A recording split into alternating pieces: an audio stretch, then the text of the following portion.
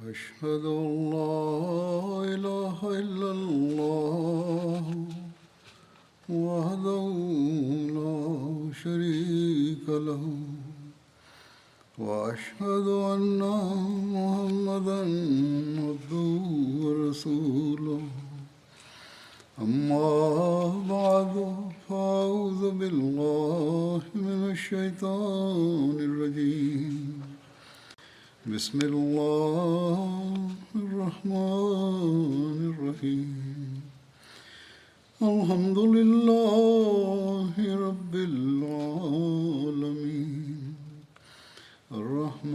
الرحمن الرحيم مالك يوم الدين إياك نعبد وإياك نستعين اهدنا الصراط المستقيم صراط الذين أنعمت عليهم غير المغضوب عليهم ولا الضالين.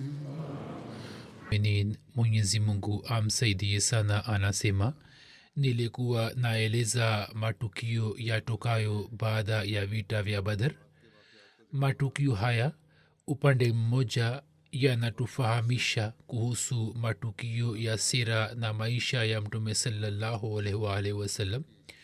Wakati huo huo tunapata kujua kuhusu baadhi ya mambo ya kihistoria na pia tunapata kuelewa kuhusu baadhi ya riwaya zisizo sahihi.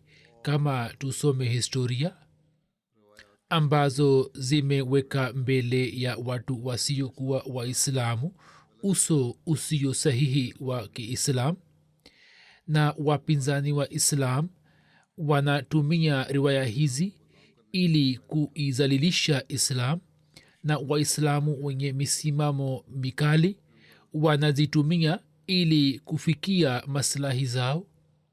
Kwa vitu vile matukio ambayo leo nitayaeleza, tukio la kwanza ni la Umair bin Wahab, ambaye baada ya kutokea kwa vita vya Badr,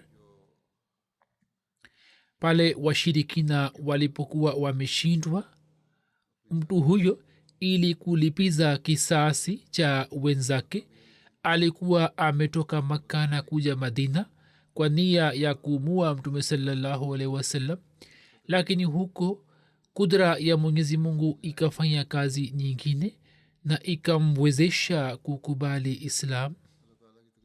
Katika maelezo yake imeandikwa ya kwamba katika wafungwa wa Badr alikuwepo Wahab bin Umair ambaye baadaye alisilimu.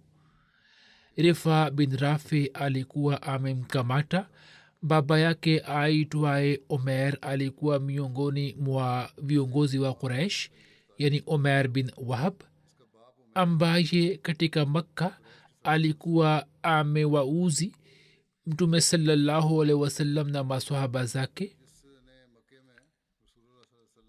lakini kisha baada ya vita vya Badr huyo akasilimu. Maelezo yake ni kama hivi ya kwamba kabla hajasilimu, Umair na Safwan bin Umayya siku moja walikuwa wameketi kwa hatim katika Makka. Safwan wakati ule hakuwa muislamu. Watu hawa walikuwa wanazungumzia mambo ya kushindwa kwao katika vita vya Badr, na walikuwa wanazungumzia viongozi wao wakubwa waliouawa katika vita vya Badr. Safwan akasema, wallahi, baada ya kuuawa kwa viongozi hawa laza ya maisha imekwisha kabisa. Umair akasema, wallahi, unasema kweli. Kisha Umair akasema kwamba kama nisingedaiwa na mtu fulani mkopo ambao sina njia ya kulipa, na nisingekuwa na fikra na wasiwasi kuhusu mke na watoto wangu ambao baada yangu wanaweza kupata shida, mimi ningefika kwa Muhammad sallallahu alaihi wasallam na ningemua, kwani ipo sababu ya kufika kwangu huko, kwani mwanangu amekamatwa na waislamu. Kwa kusikia hayo, Safwan akabeba jukumu la kulipa mkopo wa Omer na akasema kwamba kulipa mkopo ni wajibu wangu, mimi nitalipa, na mke na watoto wako wataishi pamoja na mke na watoto wangu, na maadamu wako hai mimi na beba jukumu la kuwalea. Wewe nenda ukaamue Muhammad sallallahu alaihi wasallam, Mungu apishe mbali. Omer kwa kusikia hayo akawa tayari kuondoka, na akamwambia Safwan kwamba swala hilo litokalo kati yangu na wewe uliweke katika siri. Safwan akamwahidi. Sasa Omer akaenda nyumbani na akatoa upanga wake na akaunoa na akaweka sumu juu ya ncha yake, kisha akatoka Maka na kufika Madina. Omer alipofika katika msikiti wa unabii, hapo hat Umar raziallahu taala anhu alikuwa ameketi na waislamu wengine na walikuwa wanazungumzia vita ya Badr. Omer alipokalisha ngamia yake karibu na mlango wa msikiti wa unabii, hat Umar akamwona kwamba Omer ameshuka chini akiwa na upanga mkononi. Hat Umar kwa kumwona Omer akasema kwamba adui huyu wa Mungu Omer bin Wahab bila shaka amekuja na nia mbaya.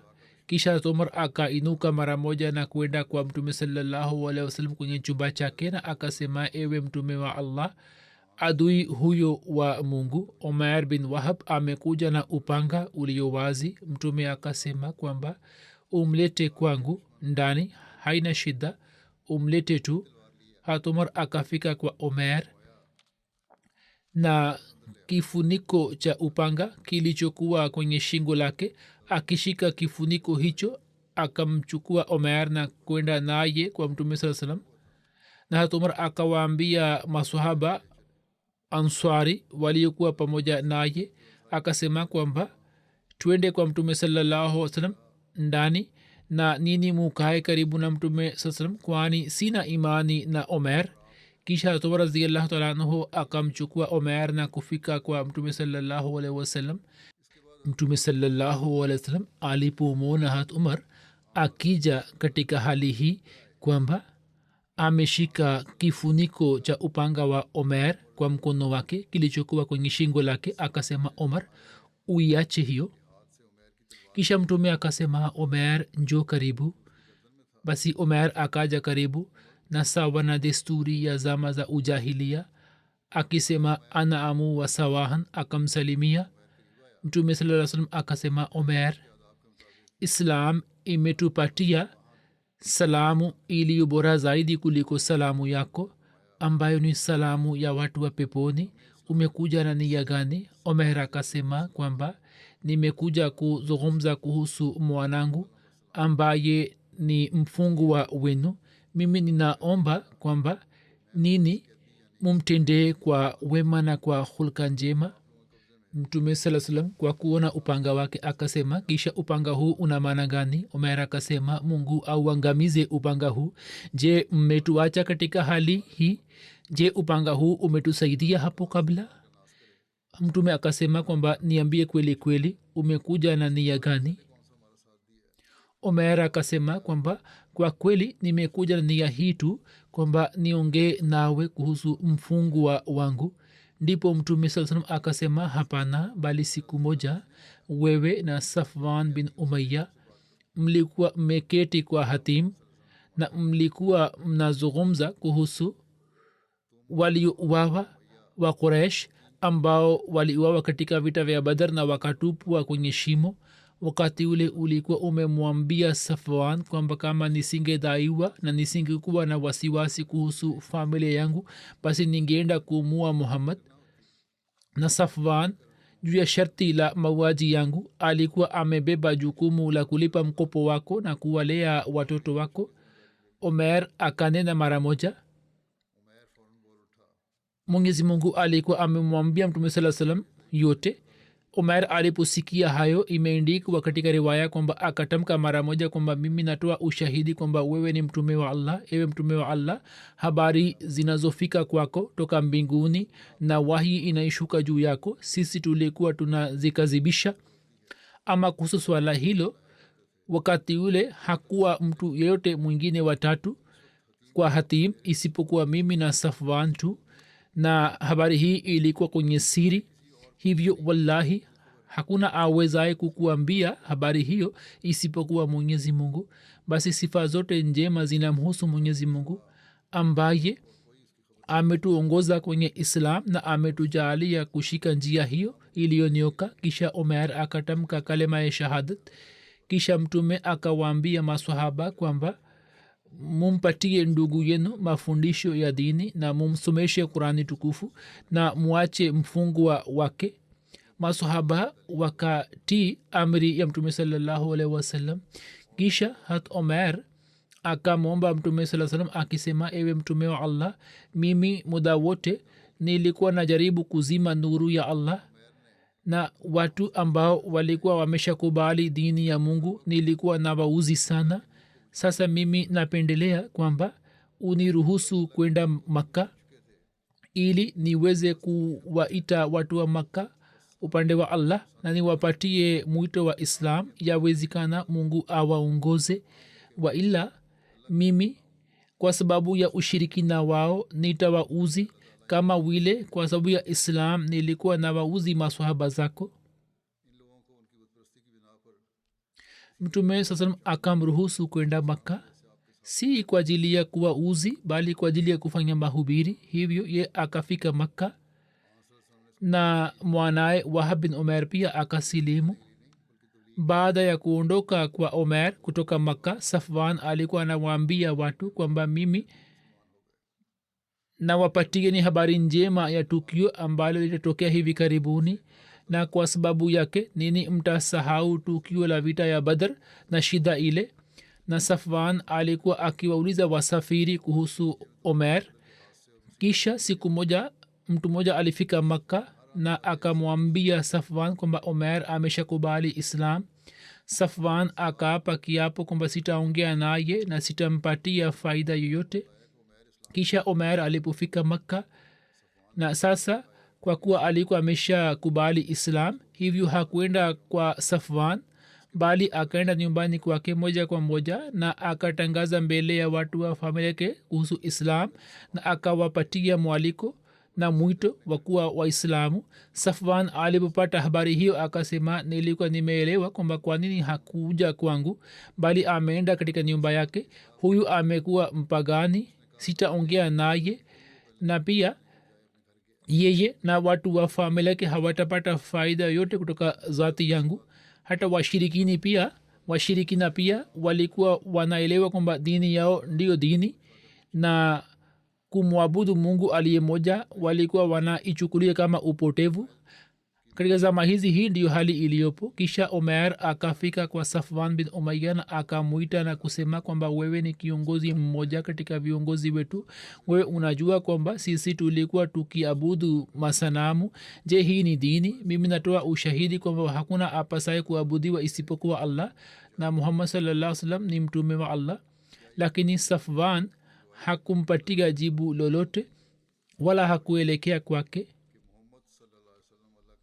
kuhusu tukio hilo hat mirza bashir ahmad saheb ameandika katika sirat khataman nabiyin ya kwamba makafiri wa makka ambao hadi sasa waliokuwa wakipigana na waislamu kwa kutumia nguvu yao ya kizahiri na kibri yao, sasa baada ya kushindwa na waislamu katika uwanja wa badr wakaanza kufanya njama na mipango ya ndani kwa ndani. hivyo tukio hili la kihistoria litokalo baada ya siku chache ya vita vya badr ni mfano wake ulio wazi wa hatari hiyo. imeendikwa kwamba baada ya siku chache ya vita ya badr, umer bin wahab na safwan bin umaya waliokuwa miongoni mwa watu wenye athari ya quraish wakikaa katika ua wa kaaba walikuwa wanazungumzia wenzao waliouawa katika badr na walikuwa wanawakumbuka wakisema kwamba ladha ya kuishi maisha imekwisha na umer akasema kwamba mimi niko tayari kuingiza uhai wangu katika hatari kama mkopo wangu usinizuie na nisiwe na wasiwasi kuhusu familia yangu na pia nina uzuru wa kwenda kwao kwani mwanangu amekamatwa na waislamu na nikifika huko mungu apishe mbali nitamua muhammad saa salam kisha safwan akamwahidi kulipa mkopo wake na kuwalea watoto wake kama imekwisha elezwa hapo kabla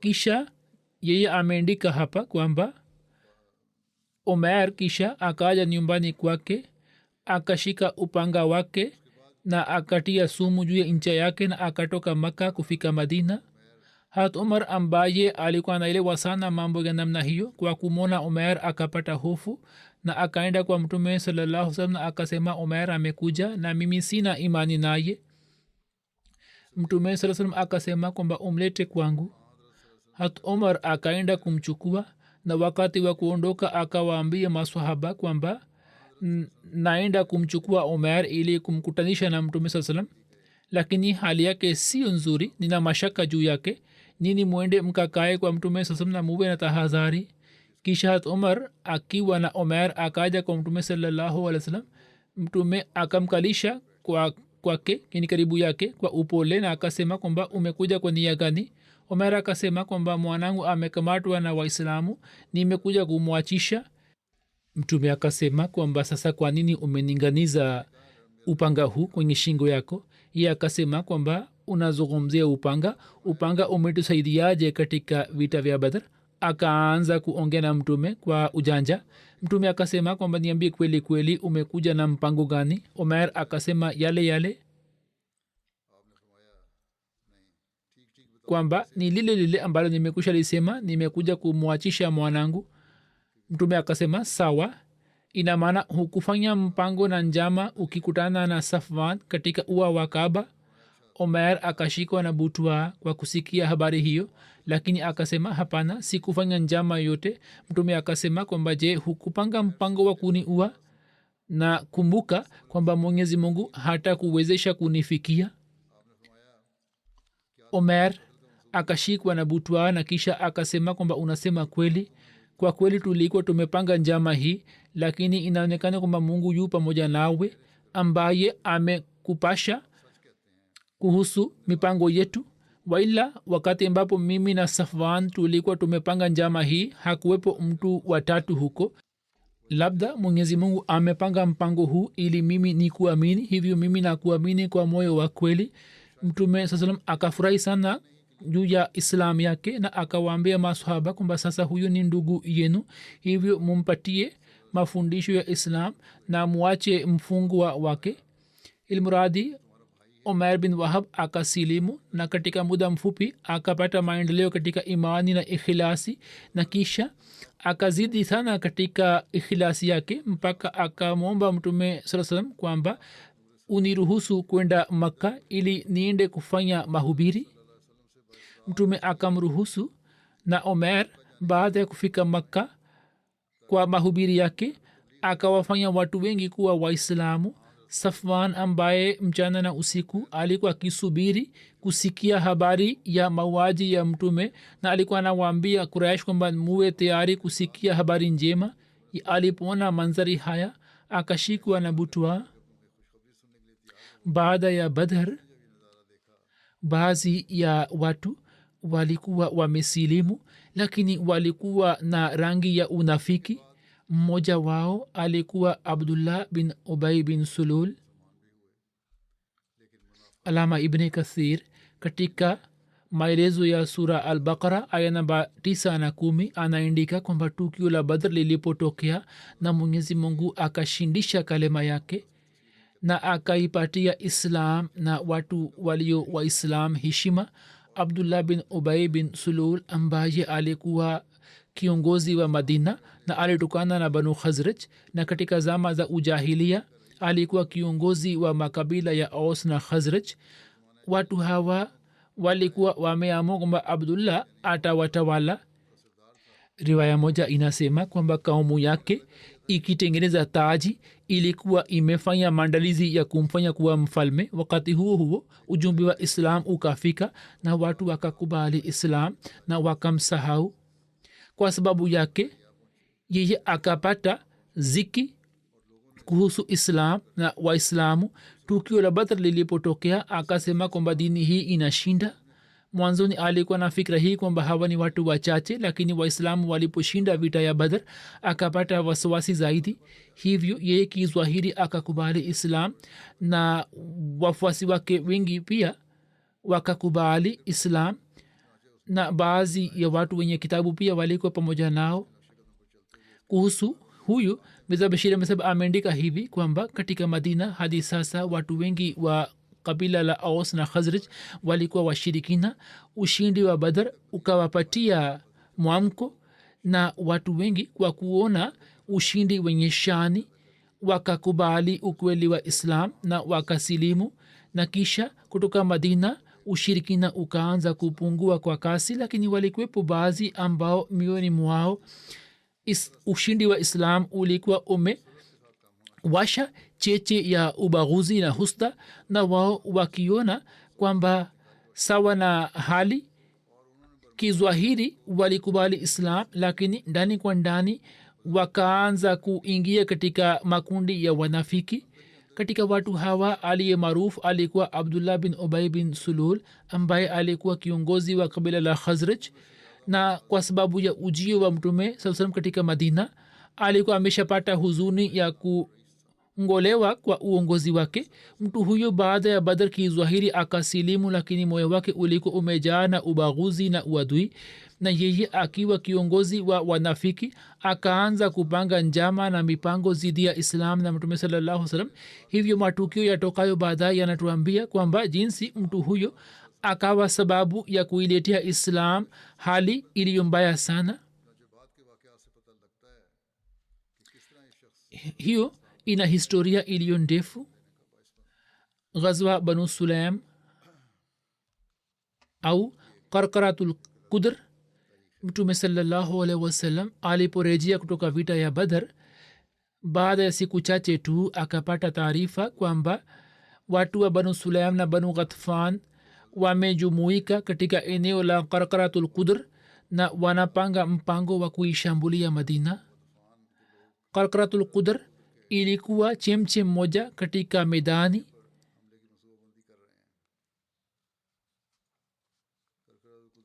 Na hiyo inapatikana katika njia ya Najd, njia inayotoka Maka kuelekea Syria, na ina umbali wa maili 96 kutoka Madina. Kwa kusikia habari hiyo, Mtume akaamua kwamba ataondoka mwenyewe ili kupambana na Banu Sulaim na Banu Ghatfan. Hivyo Mtume sallallahu alaihi wasallam akiwa na jeshi la masahaba 300 mwenyewe akaelekea Qarqaratul Qudr. Kuhusu safari hii kuna rai mbalimbali. Sawa na Ibn Ishaq, Mtume sallallahu alaihi wasallam baada ya kurejea kutoka vita ya Badr, mwishowe mwa Ramadhan au mwanzoni mwa Shawwal mwaka wa pili wa hijra alielekea huko. Katika Tabaqat Ibn Saad imeandikwa kwamba ghazwa Banu Sulaim ilitokea Jamadiul Ula tarehe 6 sawa na Waqdi. Vita hii ilitokea katika mwezi wa Muharram mwaka wa 3 wa hijra. Riwaya za Waqdi zinakuwa dhaifu kwa kawaida. Uongozi wa vita hii ulifanywa na Mtume sasa mwenyewe, na Hat Ali alikuwa ameshika bendera ya Islam ambayo rangi yake ilikuwa nyeupe. Mtume sallallahu alaihi wasallam katika Madina Munawwara akamteua Abdullah ibn Maktum kama naibu wake, na inasemwa kwamba Mtume sallallahu alaihi wasallam alikuwa amemfanya Hasiwa bin Urfata Ghofari kuwa naibu wake katika Madina. Na tunaweza kufafanua swala hilo kwa maana hii kwamba kwa ajili ya uongozi wa mambo mbalimbali alimfanya Hasiwa kuwa naibu wake, na Abdullah ibn Maktum akamteua ili kusalisha swala. Kwa vyote vile adui walipopata habari hii kwamba jeshi la Kiislam linakuja, yani watu 300 wanakuja kwao. Watu wa banu sulaim na banu ghatfan walipopata habari hiyo, hapo wakapata hofu na kisha wakakimbia na wakaenda kujificha juu ya milima mbalimbali. mtume sasam pamoja na jeshi la kiislam akafika bonde la kudr na akakuta alama za miguu ya ngamia na pia akakuta chimchim, lakini mtume hakukutana na hata mtu mmoja wa maadui. mtume saa salam akawapeleka kundi moja la masahaba kuelekea upande wa bonde la juu na mwenyewe akaenda kupiga kambi katika sehemu iliyo katikati ya bonde. hapo akakutana na baadhi ya wachungaji na mmoja wao alikuwa Yassar.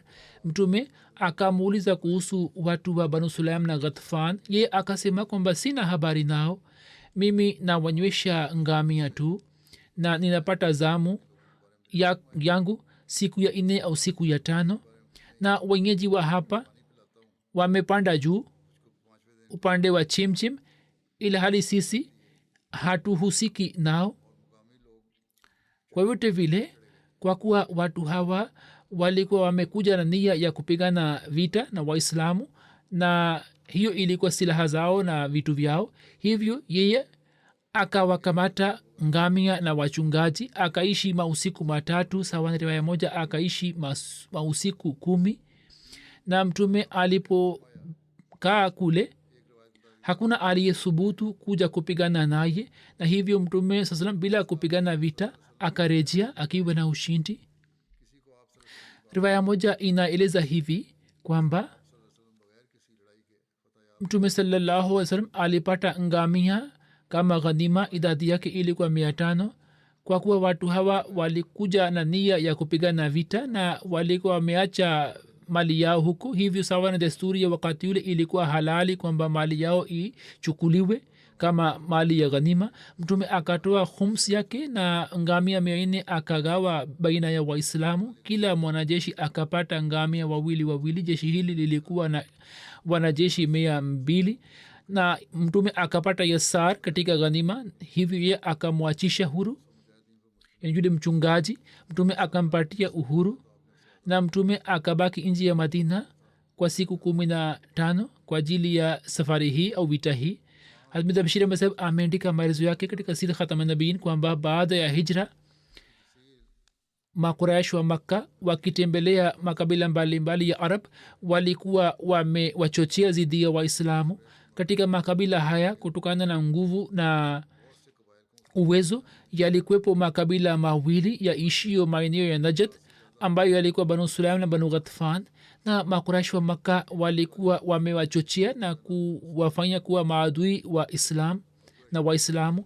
hivyo Sir William Muir pia anaandika kwamba Makuraish wa Makka wakaelekea maeneo ya Najd na wakajenga uhusiano mzito na makabila ya maeneo hayo, na kisha makabila ya Sulaim na Ghatfan yakawa adui mkali wa Muhammad sallallahu alaihi wasallam, na uadui wao ukashika sura ya kimatendo dhidi ya Waislamu. hivyo kwa sababu ya uchochezi wa Quraysh na kwa sababu ya matendo ya Abu Sufyan, wao wakapanga mpango wa kuishambulia Madina. yani William Muir ni mustashrik, lakini amekubali kwamba watu hawa walijumuika na walikuwa na nia ya kuishambulia Madina. hivyo jinsi wao walivyotendewa, yani Waislamu wakakamata mali yao ya ghanima, hiyo ilikuwa halali. Hazrat Bashir Ahmad Saheb anaandika zaidi kwamba Mtume sallallahu alaihi wasallam aliporejea kutoka Badr, siku chache zilikuwa zimepita baada ya yeye kufika Madina. hapo akapata taarifa kwamba jeshi kubwa la kabila la Sulaim na Ghatfan limejumuika katika Qarqaratul Qudr ili kuishambulia Madina. sasa kuja kwa habari hii karibu na vita ya Badr kuna dhihirisha kwamba jeshi la Quraysh lilipokuwa limetoka kutoka Makka ili kuwashambulia Waislamu, wakati ule ule viongozi wa quraish watakuwa wamewatumia makabila ya sulaim na ghatfan ujumbe kwamba nini muishambulie madina upande wa pili au yawezekana kwamba abu sufian alipojiokoa na kukimbia wakati ule akapanga mpango wa kuwashambulia waislamu kwa kupitia makabila haya. mtume alipofika madina siku chache baadaye akapata taarifa kwamba kabila la sulaim na ghatfan linataka kuwashambulia waislamu. kwa kusikia habari hiyo mtume saa salam akaelekea upande wa najd, lakini mtume saa salam baada ya kusafiri safari za siku kadhaa alipofika katika eneo la qudr akapata kujua kwamba watu wa banu sulaim na banu ghatfan wakipata taarifa ya ujio wa jeshi la kiislam wameenda kujificha katika milima iliyo karibu. mtume akawapeleka waislamu ili kuwatafuta na mwenyewe akaelekea upande wa bonde, lakini hakupata alama yoyote isipokuwa akakuta ngamia zao wakila chakula katika bonde moja ambao sawa na kanuni ya kivita maswahaba wakawakamata na kisha mtume sasa akarejea madina. mchungaji wa ngamia hawa alikuwa yassar ambaye akakamatwa pamoja na ngamia. mtu huyo akapata athari njema ya hulka tukufu za mtume saa salam kwamba muda si muda mtu huyo akasilimu, na japo baadaye mtume sasa akampatia uhuru kama hisani, lakini huyu hakujitenga naye hadi kifo chake. kisha kuhusu idulfitr ya kwanza ya waislamu iliyofanywa mwaka wa pili wa hijra mwezi wa shawal, imeendikwa kwamba mwaka wa pili wa hijra mwezi wa ramazan ilipokwisha mtume alisalisha swala ya idi yani idulfitr ya kwanza. mtume akawauliza watu kwamba katika zama za ujahilia siku mbili ambazo mlikuwa mnazisherehekea zina uhakika gani? akaambiwa yani watu wa huku wakasema kwamba tulikuwa tunasherehekea kama tunayosherehekea siku hizi. mtume akasema kwamba mwenyezi mungu amepanga siku mbili kwa ajili yenu zilizo bora. masahaba wakamuuliza kwamba ni siku zipi? mtume saa salam akasema kwamba idul fitr na idul azha. katika siku hizi mtu yeyote asifunge saumu bali ale na anywe na aoneshe furaha. katika siku hizi mbili yani kwenye idi hizi mbili mtume alikuwa anaenda kwenye idgah, na idgah ilikuwa upande wa mashariki ya madina. siku ya idi alikuwa anatumia njia moja kufika huko na alikuwa anatumia njia nyingine ya kurejea, na kwa sababu yake watu wasio waislamu walikuwa wanapata haiba. safari moja alisalisha idul fitr katika misikiti wa unabii kwani siku ile mvua kali ilikuwa imenyesha. kuhusu idi hii Mirza Bashir Ahmad Sahab ameandika kwamba saumu za ramazan zilipofarazishwa mwisho wa ramazan ukaja, mtume akipata amri kutoka kwa allah akatoa amri ya sadakatulfitr kwamba kila muislamu mwenye uwezo kwa niaba yake na kwa niaba ya familia yake atoe sadakatulfitr sawa na saa moja, yani anaweza kutoa tende au zabibu au ngano, na sadaka hiyo igawanywe baina ya watu walio maskini, mayatima na wajane, ili hiyo iwe kafara kutoka kwao, na kwa ajili ya watu maskini iwe njia moja ya kuwasaidia. hivyo sawa na amri ya mtume saa salam kabla ya idi ya ramazan sadakatulfitr ilikuwa inatolewa na ilikuwa inagawanywa baina ya mayatima watu maskini, na idulfitr ilianza mwaka huo huo. mtume akatoa amri kwamba mwezi wa ramazan ukikwisha waislamu washerehekee idulfitr katika tarehe mosi ya shawal, na idi hii ni kwa sababu ya kuonyesha furaha kwamba mungu ametujalia kufanya ibada katika mwezi wa ramazan. lakini angalieni shani yake kwamba mtume salam kwa ajili ya kuonyesha furaha hii akapanga ibada nyingine. hivyo akatoa amri kwamba siku ya idi waislamu wote wajumuike katika uwanja ulio wazi na kisha waswali raka mbili. kisha baada ya swala hii waonyeshe furaha yao na washerehekee furaha yao, kwani mwili pia una haki juu ya furaha ya roho kwamba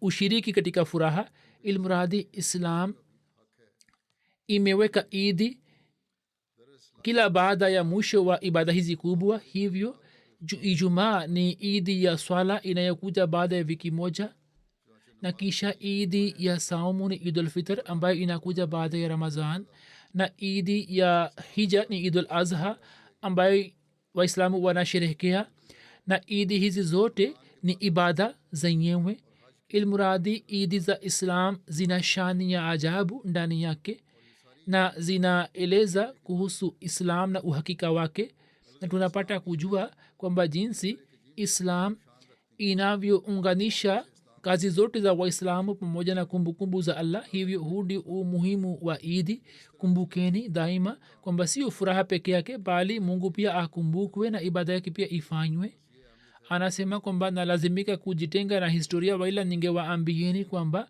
jinsi islam ilivyounganisha matendo yote ya muislamu pamoja na kumbukumbu za allah hata katika shughuli zake za kila siku kuinuka na kukaa kuamka na kulala kuoga na kuvaa nguo kuvaa viatu kwenda nje ya nyumba kuja kwenye nyumba kwenda kwenye safari kureja kutoka safari kuuza au kununua kitu fulani kupanda juu au kushuka chini kutoka nje ya misikiti au kuingia ndani ya misikiti kukutana na marafiki kuona mwezi mpya au kwenda kwa mke ilmuradi hata kupiga chafia pia islam imeunganisha vitu hivi vyote pamoja na kumbukumbu za allah hivyo haya ni mafundisho ya islam ambayo daima kila muislamu mkweli anapaswa kuyazingatia kwamba muda wote mwenyezi mungu awe mbele yetu na sisi tumtangulize katika hali hii kama washirikina wa arab kuhusu mtume sallallahu salam ambaye ndiye mwenye kuleta mafundisho haya lakini katika wazo la makafiri alikuwa mwenye kutengeneza waseme kwamba muhammad saa salam amepata ujanuni wa mungu si jambo la ajabu kwa kweli mtu wa dunia ataona mambo hayo kama ni ujanuni tu lakini mtu aliyeelewa uhakika wa dhati yake anajua kwamba haya ndiyo maisha haswa yaani haya ndiyo maisha halisi kwamba mtu aendelee kumkumbuka mwenyezi mungu daima dawamu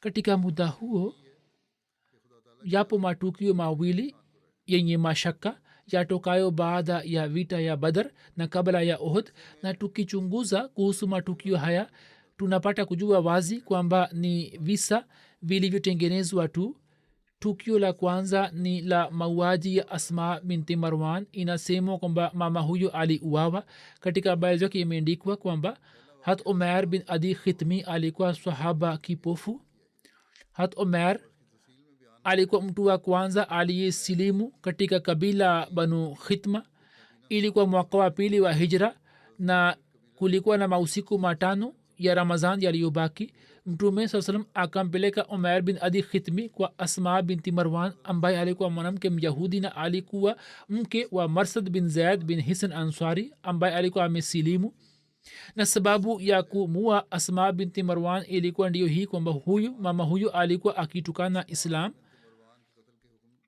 na alikuwa anawachochea watu zidi ya mtume saa salam na alikuwa anatunga shairi riwaya moja inasema kwamba mama huyu akipeleka nguo chafu katika misikiti wa nabii na alikuwa anatandika huko yani kwa ajili ya kutengeneza kisa hiki wameingiza mambo hayo ndani yake na hivyo alikuwa akiwauzi mtume na waislamu hat umair katika giza la usiku akaingia kwenye nyumba yake sawa na kauli ya mtu huyo aliyetengeneza mtume alipomwamuru basi ye akaenda katika nyumba yake watoto wake walikuwa wamelala karibu naye na mama huyo alikuwa anamnyonyesha mtoto mmoja umair akamshika mtoto na akamtenganisha na mama na akiweka upanga juu ya kifua chake akatumia nguvu zake zote mpaka upanga wake ukaenda kuchana kifua chake kisha umair bin adi akaja madina na akaswali sala ya alfajiri nyuma ya mtume alipomaliza swala akamwona umair akamuuliza kwamba je umemua binti ya marwan ye akasema ndio je kwa sababu yake nimepata zambi sasa umair anamuuliza mtume upande moja imeandikwa kwamba mtume alikuwa amemtuma lakini umair sasa anamuuliza kwamba je nimepata zambi mtume akampatia jibu lake akisema kwamba la yantatiho fiha anzan, kwa sababu yake hata mbuzi wawili pia hawatapigana. yani mauaji ya mama huyo hayana shida yoyote, kwamba mwenye kuipinga hataipinga tukio hilo. anaandika kwamba maneno hayo ni maneno ambayo hakutamka yote isipokuwa mtume tu. kwa vitu vile baada ya tukio hilo mtume akampatia omer jina la basir, yani mwenye kuona. hata umar bin khatab akasema kwamba angarini kipofu huyo ambaye amepitisha usiku katika kutii mungu. naye akasema kwamba usiseme kipofu bali huyu sema basir. katika riwaya moja tukio la mauaji ya asma limeelezwa hivi kwamba mtume aliponuia kumua asma binti marwan akawaambia watu kwamba je yupo ambaye aweze kutuokoa kutoka mama huyo. hapo umar bin adi akasema kwamba mimi nachukua kazi hii. kisha akafika kwa asma. mama huyo alikuwa anauza tende. umar akaashiria upande wa tende aliziweka mbele yake akasema je una tende zilizo bora zaidi kuliko hizi? akasema ndio. na kisha akaenda katika nyumba yake na akainama ili kubeba tende. anasema nikaona kulia na kushoto, kisha nikamshambulia na nikamua. ndipo mtume akawaambia maswahaba kwamba kama mnataka kumwona mtu ambaye amemsaidia mungu na mtume wake basi muone umair bin adi. riwaya moja inasema kwamba mtume saa salam alipohalalisha mauaji ya asma binti marwan, hata umair akaomba naziri kwamba kama mwenyezi mungu atamfikisha mtume wake kwa kheri katika madina, mimi nitamua asma. yani alikuwa ametoa amri kabla ya kuondoka katika vita ya badr. hivyo mtume saa salam aliporejea kutoka badr na akafika madina, hapo hat umair kwa ajili ya kutimiza naziri yake akaenda katika nyumba ya asma na akamua. riwaya moja inasema kwamba baada ya kumua asma binti marwan, hat umair aliporejea katika mtaa ule, watoto wa mama huyo walikuwa wanamzika. kwa kumwona umair wakasema kwamba umair, je wewe umemua? ya akasema ndio. kisha akasema fakiduni jamian suma la tunzirun, nini nyote mupange njama zidi yangu na msinipe muhula. mimi naapa kwa mungu ambaye uhai wangu u mkononi mwake, kama nini nyote museme yale ambayo mama huyu alikuwa akisema, mimi nitawaueni nyote mpaka nitauawa shahidi au nitawaingizini katika jahannam. tangu siku ile katika kabila la banu khitma islam ikaanza kuenea kwa kasi, waila kabla yake ni wachache walikuwa waislamu na hata wao pia walikuwa wakificha islam yao. alama swahili ameandika kwamba yule aliyemua asma alikuwa mume wake, na katika kitab istiab chini ya hali hat umair imeandika kwamba huyu alikuwa amemua dada yake, kwani yeye alikuwa akimtukana mtume saa salam. na katika istiab jina la dada yake halijaandikwa. hiki ni kisa kilichoelezwa katika tukio hili. linapatikana katika baadhi ya vitabu vya historia na sera, lakini tukio hili halipatikani katika siha sita au katika kitabu cha hadisi.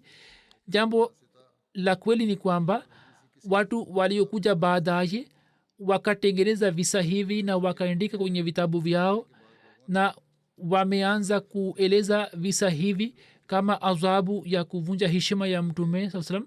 na mashekh wa zama hizi wanatoa hoja hiyo hiyo kwamba mtu akivunja heshima ya mtume basi nini muue, ilhali hakuna adhabu ya namna hiyo katika sheria ya kiislam, na matukio hayo hayana uhakika wowote. na tunaposoma tukio hili kwa umakini tunapata kujua kwamba kutokana na sanad riwaya hii ni dhaifu, na alama albani imesema hadis hii ni ile iliyotengenezwa. hivyo alama nasiruddin albani ameandika katika kitabu chake silsilatu ahadis dhaifa walmauzua, ameandika kwamba msimuliaji wake mmoja ni muhammad bin umar waqidi ambaye ni mwongo, na ibn muin amemwita kwa jina la zaif. kisha tunapoangalia kimantiki basi kuna maswali yanaibuka kuhusu riwaya hii. Kwa mfano, swahaba alikuwa kipofu, kivipi aliweza kufika katika nyumba ya mama huyo? Kisha kama waseme kwamba alikuwa anajua, kwani alikuwa anakwenda tu mara kwa mara kisha akafika huko, lakini wakati wa usiku akafika katika nyumba yake kisha akaingia ndani. Kisha kivipi katika giza la usiku akamtafuta mama huyo? Kivipi akajua watoto wake walikuwa wamelala karibu naye? Akaendelea kumtafuta mama huyo, na katika mambo hayo yote hakuna aliyeamka, na kisha akajua kwamba mama huyo alikuwa akimnyonyesha mtoto wake. Kisha mama huyo alipoona mauti mbele yake hakupiga kelele wala hakuchukua hatua yote ili kujisalimisha. Sawa na riwaya, muaji alikuwa amemtenganisha mtoto mchanga na mama yake. Huyu alikuwa kipofu, mama alikuwa na macho, lakini hakupiga kelele wala hakuchukua hatua yote. Mume wake pia alikuwa amelala huku, huyu pia hakupata taarifa ya tukio zima. Na zaidi ya hayo, sahaba huyo kivipi aliweza kujua? Kikawaida vipofu wanawatambua watu kwa sauti, kwamba huyu alikuwa Asma binti Marwan. Riwaya nyingine inasema kwamba mama huyu alipoenda ndani kuchukua tende, yani kuna visa mbalimbali. Kisa kingine kinasema kwamba mama huyu alipoenda nyumbani kuchukua tende, sahaba akaona hapa na pale na hakumwona yoyote. Jambo hili ni la kufikiriwa kwamba sahaba alikuwa kipofu, angewezaje kuona hapa na pale, na angeweza kusema kwamba nilipoona hapa na pale sikumwona yoyote. Na pia akaona kwamba tende hizi hazifai. Yani mtu aseme kwamba alikuwa amegusa kwa mkono ni sawa, lakini jambo hili kwamba niliona hapa na pale, jambo hili haliwezi kueleweka. Riwaya moja inasema kwamba sahaba huyo alipofika kwa mtume baada ya kumua mama huyo na akampatia taarifa ya mauaji yake, aliporejea tena watoto wake walikuwa wanamzika. Jambo hili pia ni la kufikiriwa. Kivipi inawezekana kwamba upande moja aamue na katika muda mfupi tu watoto wake waaje kumzika?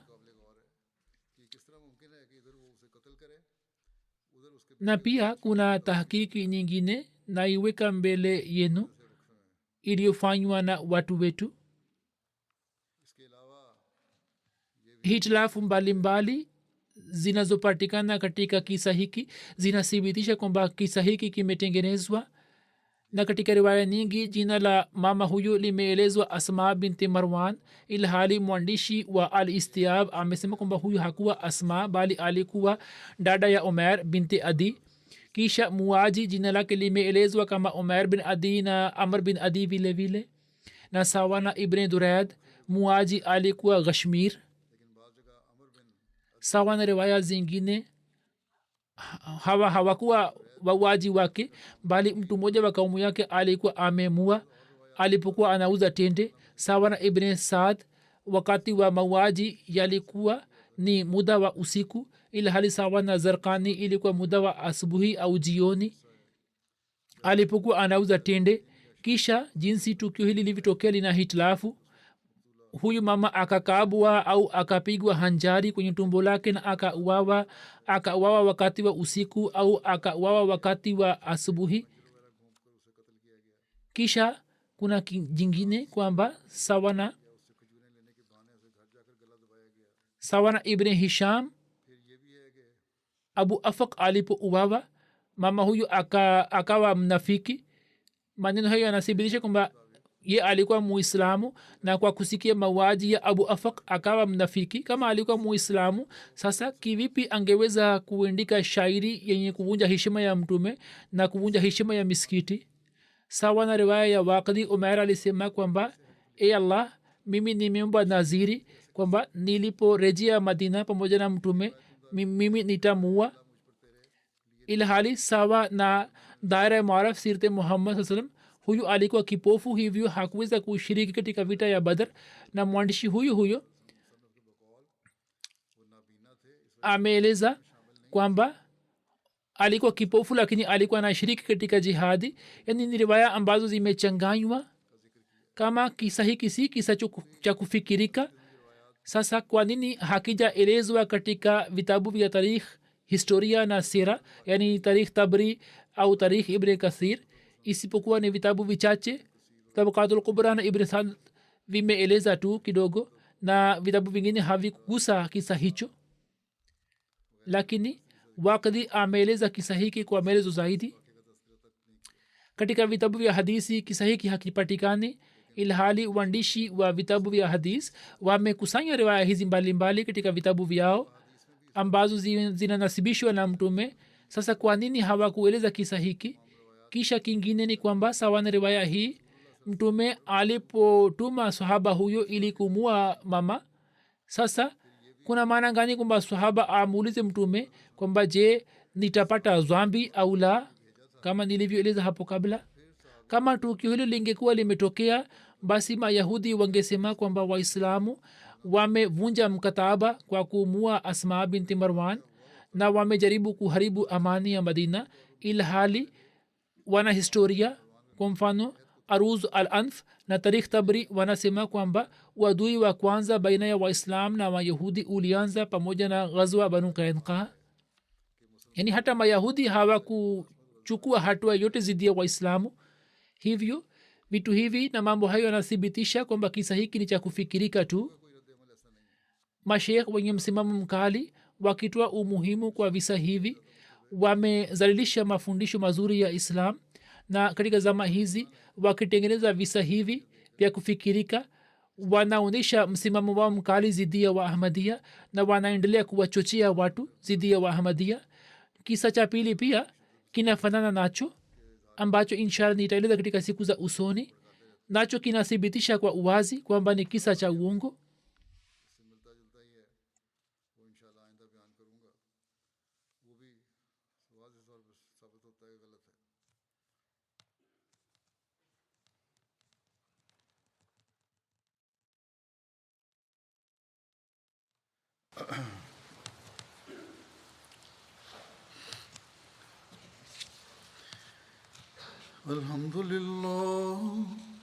الحمد لله نحمده ونستعينه ونستغفره ونؤمن به ونتوكل عليه ونعوذ بالله من شرور أنفسنا ومن سيئات أعمالنا.